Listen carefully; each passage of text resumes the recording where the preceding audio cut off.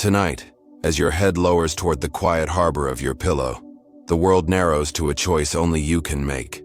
It is the simplest and hardest fork in the road.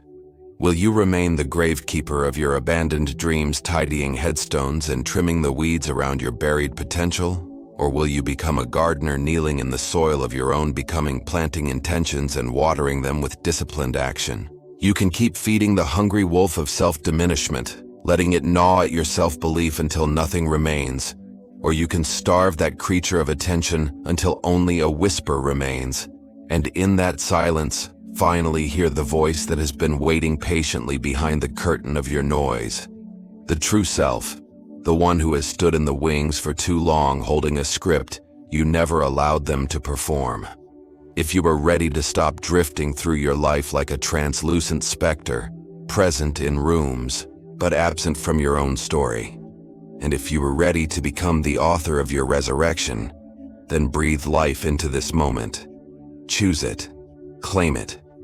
Let this not be a night of scrolling and forgetting, but a consecrated pause in which you reorient your fate.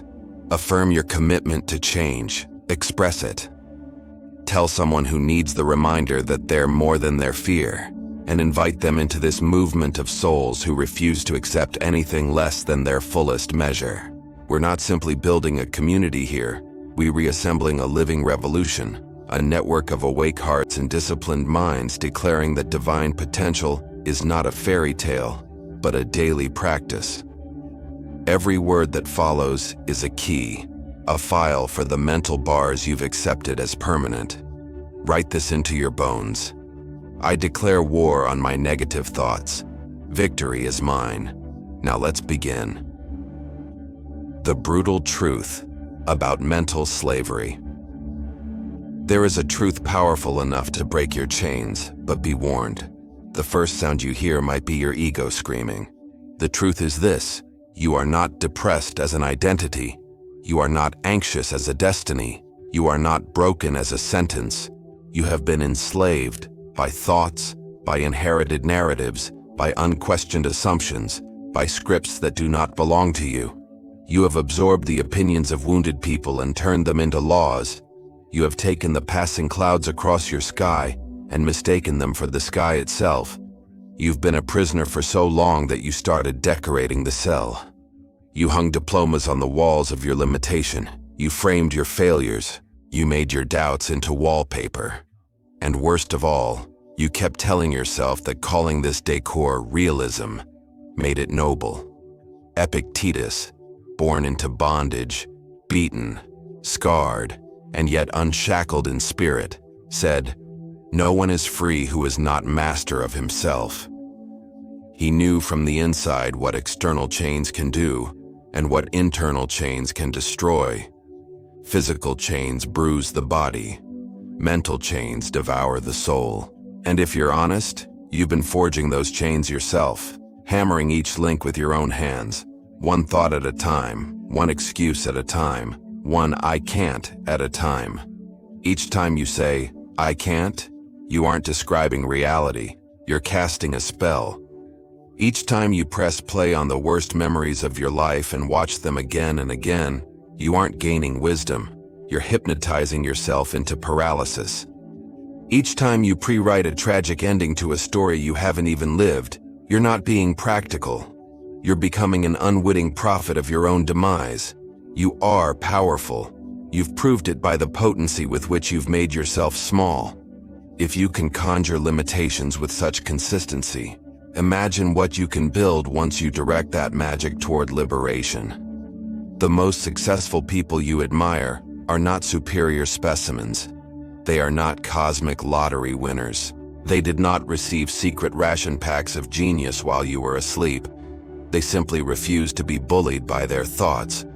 While you've been hosting tea parties for your fear, offering it sugar, and asking it to please be polite, they've been conducting a ruthless purge of every idea that dared to say no to their destiny. Your internal radio has been hijacked. It broadcasts a playlist of doubt, lack, and dread on loop. But you are not helpless before it. You can change the channel. You can replace the DJ. You can seize the studio and schedule the programming yourself. The question that decides the rest of your life is not, "Do I deserve better?" It is, "Will I keep pressing play on the soundtrack that destroys me, or will I begin curating a score that fortifies me?" Stop calling fear realism. Stop calling self-attack honesty. Stop calling your prison personality. You are not your thoughts. You are the luminous awareness that sees thoughts come and go, the quiet conductor who can choose which sounds rise and which are silenced. Awareness can be trained, awareness can be strengthened, and awareness can set you free. The present moment is your nuclear weapon. Listen carefully. Every negative thought you've ever suffered from survives in only two habitats: the graveyard of your past or the neon carnival of your imagined future. Not one toxic thought lives in the actual present. It can visit, but it cannot pitch a tent if you refuse it shelter. This is not poetic fluff. It is tactical instruction for psychological warfare. Marcus Aurelius, a warrior emperor whose life was an avalanche of burdens, wrote, "Confine yourself to the present." He did not mean "be calm" as a greeting card sentiment. He meant, if you want to make it through battle with your soul intact, grip the handle of now and do not let go. The present is not a waiting room. It is the factory floor where courage is manufactured, where fear starves, where clarity becomes steel. Where is your pain right now, in the raw light of this breath? Not your stories about it, not the interpretations piled on top of it, not the catastrophes surrounding it like storm clouds. Right now, what is happening? Can you point to a single thread in the small cathedral of this exact second? So often you will find the answer is no. Pain appears as a flash in your body, then your mind constructs a cathedral of suffering around it by dragging in every similar pain from the past and every projected pain from the future. Your fear is a time traveler. It survives by leaping back and forth between eras, but it cannot bear the sun of presence. Step outside of your mental time machine, and vampires cannot follow you past the threshold. Every conscious breath is a bullet fired into the heart of inner terrorism. Every second fully felt is a sanctuary your demons cannot enter. The emergency brake on your runaway thoughts is simple and difficult. Return to where your feet are. Return to the sensations in your palms. Return to the steady metronome of your lungs. The present does not erase your problems. It restores your power to address them. The present is not the only location of peace. It is the only location of agency. When you think of the best moments of your life, the true breakthroughs, the unmanufactured joy, the crystalline realizations, they did not happen in memory or fantasy. They flowered in the soil of now. That same soil is under your feet at this instant. The false promise says happiness is over there, later, once. The truth says happiness is a frequency you can tune into in the only room you all ever inhabit. This one. Right here. Right now. Again and again and again. The sacred theater of your inner world. Actor, audience, and stage. Inside you is a theater older than your name. Emotions enter and exit as performers. Anger draped in red. Fear cloaked in twilight. Grief carrying a bowl of salt water. Joy laced with sunlight. The play changes costumes, but the theme is familiar. So familiar you've forgotten you had any choice but to weep and applaud on cue. Here is the liberating joke. You are not merely the actor crushed by the plot. You are the audience, the witnessing presence watching the entire production arise and fade. And deeper still, you are the theater itself, the vast, quiet, indestructible space in which every performance unfolds. The mistake we make is impersonation. We mistake ourselves for the thunder when we are the sky. We claim the lightning as our identity when we are the open field it passes over. Seneca knew endings and beginnings as intimately as heartbeat and breath. He reminded us that every new beginning comes from some other beginning's end. Emotions are visiting troops. They do not pay rent. They do not own the house. They deliver their lines, bow, and leave. The house remains. The witness remains. You remain. Think of a film that moved you to tears. As your body responded, a deeper intelligence knew, I am safe in a seat. This is light on a screen. That knowing part is your true self. It notices thoughts without being woven into them. It senses emotions without being defined by them. It observes reactions without collapsing into them. Even now, notice there is a you that hears these words and a you that observes the hearing. That second you, the quiet knower, has survived every storm you've experienced. It is uncut by the blades you feared would end you. The powerful do not eliminate emotions. They relocate identity. They step back from the stage, sit down in the eternal balcony, and watch with compassion. When the waves rise, they remember they are the ocean. When the weather breaks, they remember they are the sky. The storm is real. The storm is not you. The alchemy of reframing, turning mental lead into gold. Every event in your life arrives neutral, like raw ore. It is you who smelts it into poison or medicine. The breakup, the job loss, the rejection, none arrived pre-labeled. You wrote the label. You always have. Marcus Aurelius lived amid plagues, betrayal, and the relentless attrition of loss. He wrote, "Very little is needed to make a happy life. It is all within yourself, in your way of thinking." He could have surrendered to bitterness. Instead, he made every hardship a training ground for virtue. He treated suffering as a dojo. You can do the same.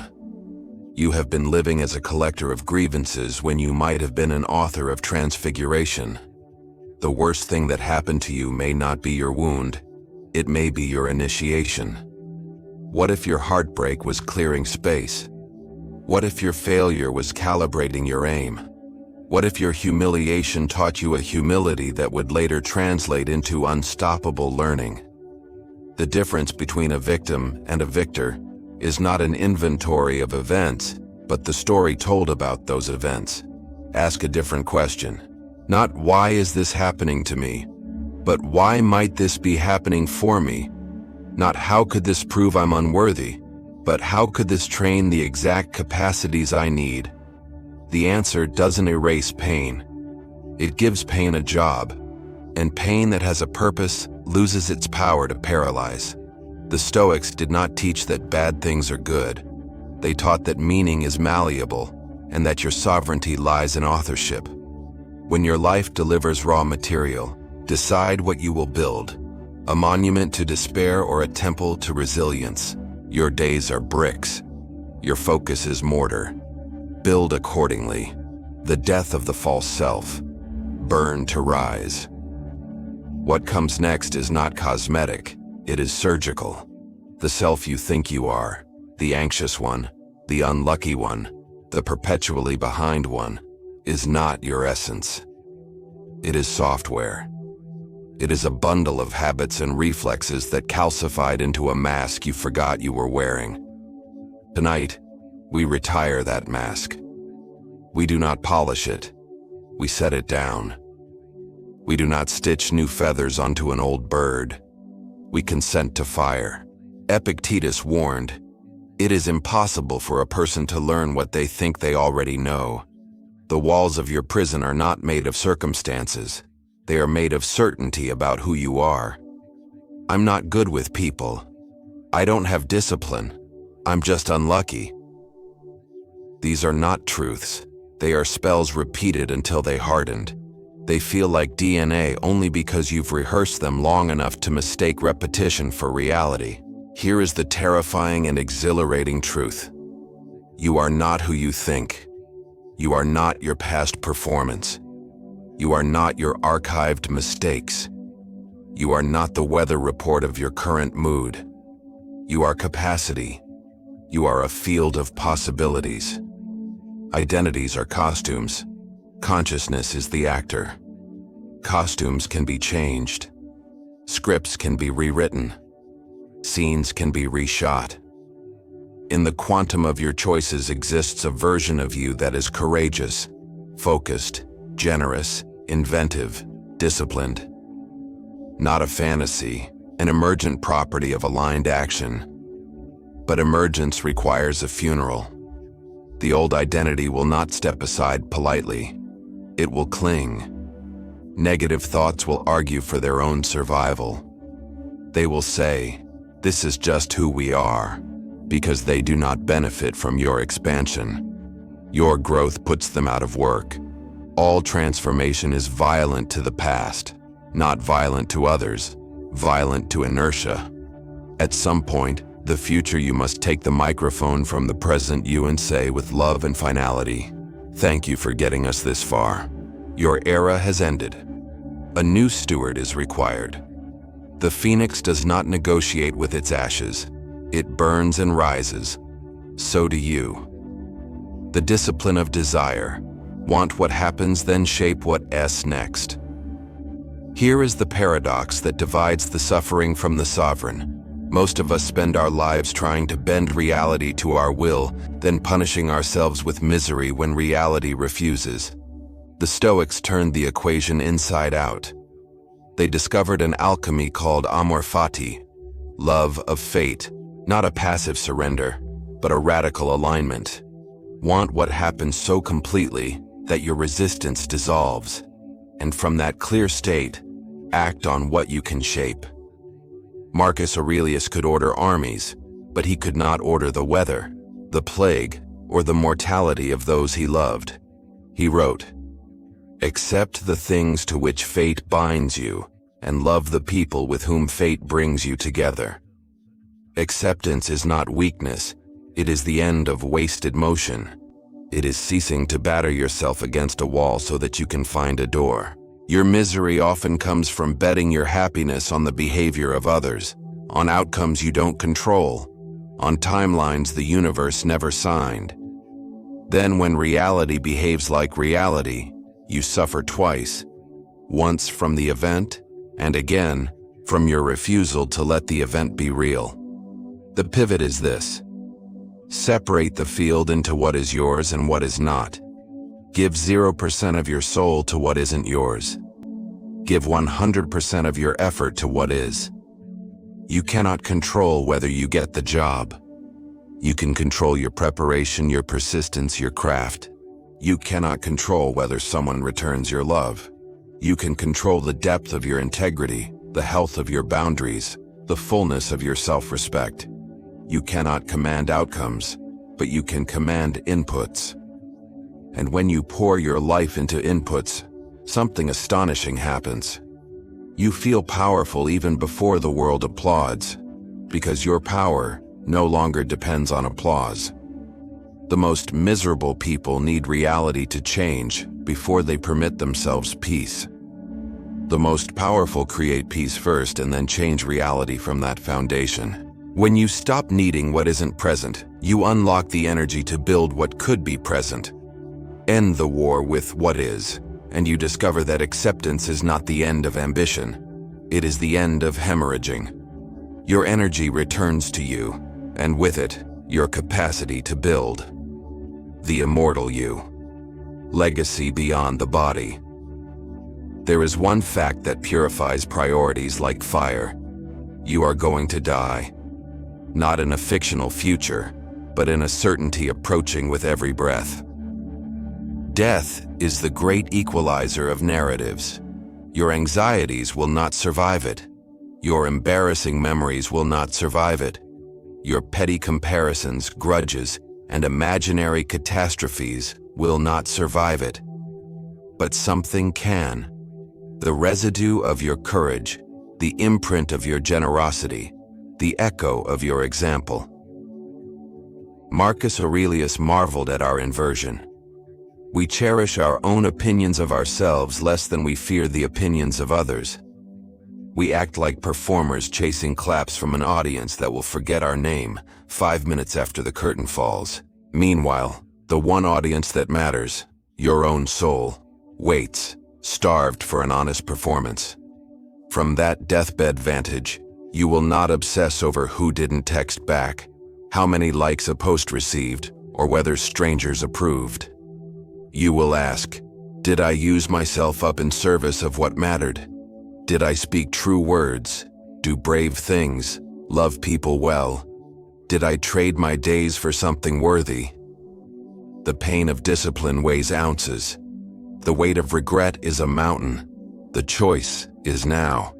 Your negative thoughts want you safe.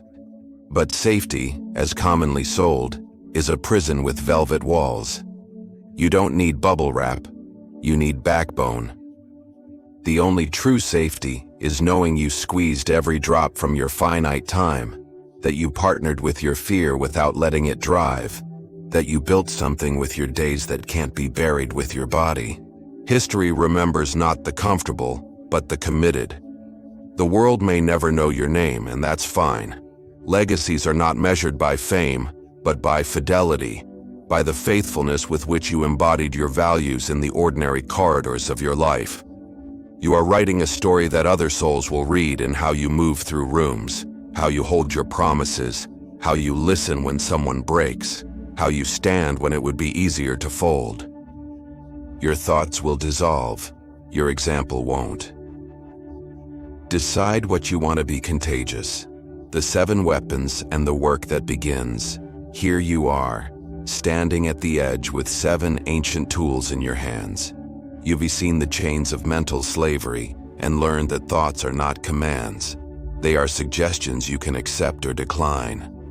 You've recognized the present moment as a fortress and a forge, where fear loses power and actions gain clarity. You've remembered that you are the witness in the theater, not the storming actors, able to feel everything without becoming anything you don't choose. You've claimed the alchemist's art of reframing, transmuting adversity into training, meaninglessness into meaning, setbacks into raw material. You've consented to the death of the false self, retiring the mask, and letting the phoenix of who you really are rise through committed action. You've embraced the discipline of desire, aligning with reality first, then shaping it through what is in your control. You've anchored into legacy, living today in a way your future self will thank you for, and the world around you will be lifted by. But there is a verdict here that knowledge alone cannot overturn. Knowing these principles changes nothing until you use them. Insight without application is spiritual entertainment. Awareness without discipline is a mood. This is a working revolution. You will be tested tomorrow morning by the alarm clock, by the email that stings, by the old habit begging for a rehearsal, by the person who triggers your oldest reflex. Each test is an invitation to wield a weapon you now possess. Practical vows for the next 7 days. Mental slavery. When a limiting thought arises, say out loud, "Thanks, mind," and write it down. Challenge it with 3 pieces of evidence that contradict it. Replace it with a constructive alternative. Repetition is reprogramming. Present weapon. Set 5 alarms labeled "Now." When each one rings, stop for 20 seconds. Feel your feet. Take 1 deep breath slower than you want to. Name 5 things you can see. Return to the task with renewed attention. The witness. When a strong emotion hits, say, "There is anger here," instead of, "I am angry." Give it 3 minutes of pure observation without commentary. Notice the body sensations. Watch the wave crest and fall. Reframing. At the end of each day, list 1 challenge and write, "This is happening for me by training." Fill in the blank with a virtue: patience, courage, precision, humility, persistence. False self-funeral. Identify 1 identity sentence to retire. I am not a morning person. I am always late. I can't focus. Replace it with a behavior-based identity. I am someone who honors their start time. I am a finisher. I train focus daily. Prove it with 1 small action. Desire discipline. Write 2 columns. Control and not control. Before important efforts, fill both. Commit energy only to the first. When your mind strays to the second, return to your inputs. Legacy lens. Each morning ask, what action today will my future self be proud I did, even if no one sees it? Do it first, or schedule it immovably. Language to carry into battle. I am not my thoughts. I am the chooser of my focus. I do not time travel without consent. I return to now. Emotions are messengers, not masters. Everything is training. Nothing is wasted. The old identity is thanked and retired. The new identity is built by action. I align with reality and act on what I can control. My days are my legacy. I spend them with intention.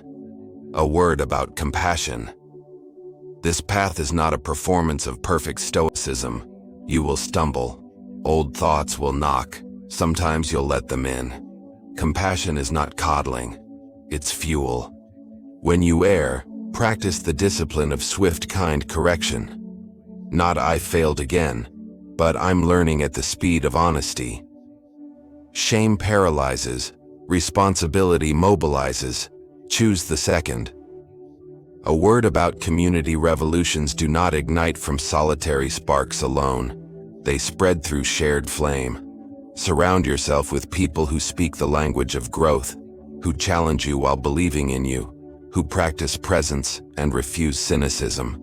Contribute to that circle with accountability and encouragement. Make your conversations less about the weather of circumstances and more about the climate of character. Build what you wish existed. A word about courage. Courage is not the absence of fear. It is the accurate placement of fear. Put fear in the passenger seat and drive anyway. Courage begins small. It is replying to the email. It is making the call. It is the first push-up. The resume draft. The honest apology. The boundary spoken. Small acts of courage compound into unrecognizable lives. A word about mystery. You won't map the entire path before you take the first step. You don't need to. The next step revealed is all you require.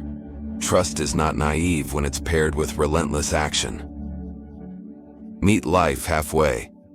Provide your half, your effort, your presence, your integrity. Watch how the rest arrives in forms you couldn't predict. Return to the beginning. Tonight is not just another night. It is a doorway. On one side, the curated cemetery of your unattempted dreams, the fettled lawn of your excuses. On the other, a garden in need of your hands, seeds that answer only to patience and light. You know which side you're on by your next action, not your next intention, your next action. Say the words and then live them. I declare war on my negative thoughts. Victory is mine. Let that declaration be more than ink on a page or a line in a comment. Let it be the banner you carry into your mornings, the inscription over your desk, the whisper you speak before difficult conversations, the breath you take when your heart pounds and your palms sweat. Let it be how you answer when the old self calls you back to the small room that used to fit you. This is the revolution of souls. Not a spectacle, but a steady drumbeat. Not a single triumphant scene, but 1,000 acts of fidelity. Tonight you chose the gardener. Tomorrow you water. The day after you pull weeds. Soon you harvest. And one day, someone you don't know will find shelter under the branches you grew from choices no one saw you making. The war is over when you stop fighting yourself and start fighting for yourself. Your negative thoughts are already retreating. Your breath is steady. Your hands are ready. Victory is not loud, it is consistent. Begin.